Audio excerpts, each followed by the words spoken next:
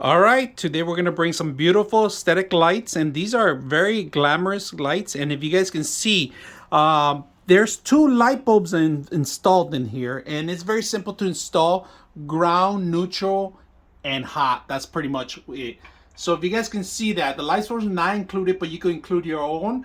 Now, just make sure that they do fit the base before you actually set them up. If you guys can see, I have some small, fine, thin light bulbs in here, but they illuminate the whole area. So we're gonna go ahead and test it out and see how dark it gets in here, so you guys can see the actual light in its work. So let's go ahead and do that. You guys can see the lights.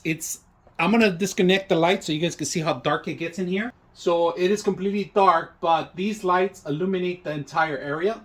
All right, lights are not that difficult. They could go horizontal or vertical. Very simple. This is glass. The side of it is glass, and the rest of it is brass. But if you guys can see, they have various colors. This one comes in gold, and it matches any bathroom, any setup you have in the atmosphere here, making the entire area light up, illuminate. Very beautiful. I hope you guys enjoy the video.